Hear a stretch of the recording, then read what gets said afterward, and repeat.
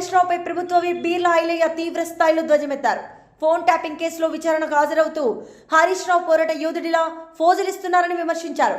10 ఏళ్ల కాలంలో అధికారులు, రాజకీయ నేతలు సొంత కుటుంబ సభ్యుల ఫోన్లలో కూడా ట్యాప్ చేయించారని మండిపడ్డారు. గతంలో సీఎం రేవంత్ రెడ్డిని అనగదొక్కేందుకు కుట్రలు చేశారని, ఇప్పుడు మున్సిపల్ ఎన్నికల ముందు డ్రామాలు ఆడుతున్నారని ఆరోపించారు.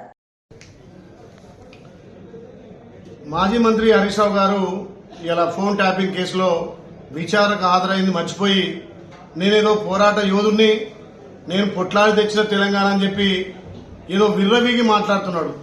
మరి గత 10 ఏళ్లుగా ఎంతో మంది మీద అక్రమ కేసులు పెట్టి ఇలా అధికారాన్ని దుర్వినియోగం చేసిన మీరు ఇలా సిట్లో ఫోన్ ట్యాపింగ్ లో విచారణకు హాజరైతుంటే ఏదో నేను ఘనకార్యం చేసిన అని చెప్పి ఇలా మాట్లాడుతున్నావు. మరి మీ ఎమ్మెల్సీ కవిత గారే ఎంతో మంది ముఖ్యులై ఫోన్ ట్యాపింగ్ అయినాయి, మరి ఇంటర్వ్యూడే ఫోన్ ట్యాపింగ్ చేసిందని చెప్పి మీ ఎమ్మెల్సీ కవిత మాట్లాడితే దానికి సమాధానం చెప్పలేని దద్దమ్మ హరీష్ రావు ఇవాళ మా గౌరవ ముఖ్యమంత్రి మీద అవాక్కులు చవాక్కులు పేరుతున్నాడు.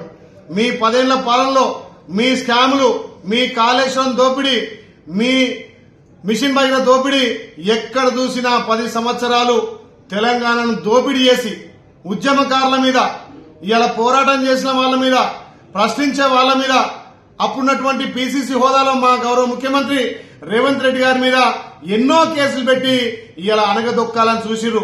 కానీ తెలంగాణ ప్రజలు మిమ్మలను, మీరు చేసిన అప్పులు, మీరు చేసిన తప్పులు గమనించే మిమ్మల్ని ఫామ్ హౌస్ పంపి ఇలా మా గౌరవ ముఖ్యమంత్రి ప్రజాపాలన ద్వారా ప్రజలకు ఫలాలు అందిస్తుంటే ఓర్వలేక ఇలా మీరు సర్పంచ్ ఎలక్షన్ లో